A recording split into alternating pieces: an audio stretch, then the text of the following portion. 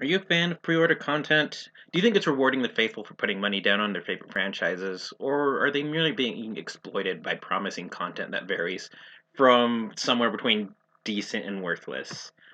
I'm asking because today Deus Ex Mankind Divided's pre-orders were announced. It's unique in that you don't just get one pre-order bonus, you get several in different tiers. So here's a graph right here. I'm putting this up that should explain it way better than my words can, and I'll try to walk you guys through it. So as you can see, there are different tiers that offer different rewards, with the grand prize being able to play the game 4 days early. And how do you lock these other tiers? Well, it's not really anything fun like beating a flash game or demo, or even completing some kind of challenge, and that would be a really creative way to do pre-order bonuses. It's dependent entirely upon other people pre-ordering the game. So really, there's not really anything you can do to move up in the tiers aside from urging, or I guess some would even argue, bugging your friends to pre-order the game. At the very least, I can say at least this isn't like Watch Dogs, which had so many pre-orders across so many different variations and versions of the game that I remember. I'll probably find it somewhere and put in the video that like they had to make a graph specifically for to show you like what DLC or extra content is in which versions of the game. And honestly, it was impossible to get all the content that was being offered. I'm not sure if post launch all that content was released as paid DLC or not, but you can kind of see how ridiculous it is that a graph had to be made.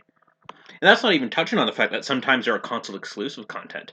Like I remember, like the first time I can actually remember right now, it's this is the first thing that pops into my head is the release of Soul Calibur 4 with the 360 getting Yoda and Vader going to PS3 owners. Now this was great because if you had both consoles, you could pick your favorite character. However, if you only had one console, or if you happen to not have the console, or if like we're talking about console exclusive content, and you happen to not have that console, it's pretty much tough luck. Granted, Soul Calibur 4 eventually did patch it in that you could buy this second character as paid DLC, but at the time that the game came out, we didn't know that. You merely had to choose one or the other, or if you only had one console, which a lot of us only did at the time, you had to take whatever was given to you. Sometimes the content is already on the disc, which kind of defeats the purpose of downloadable content. It's supposed to be downloaded, not already on the disc. And the only way to unlock all that content is simply by pirating the game. So in a weird way, it's like in an effort for to stave off piracy or maybe even drum up hype for by getting you to promise your dollars up front. Publishers may have inadvertently made piracy much worse, and thus resulting in less revenue, not more. So it kind of has like this ironic twist to it.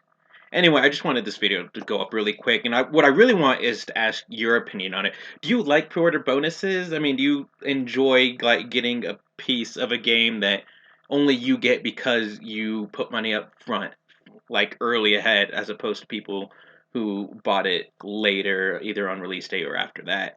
Or do you think it's a fad that needs to die? Just write down your opinion in the comment section so that way we can kind of have a discussion going on.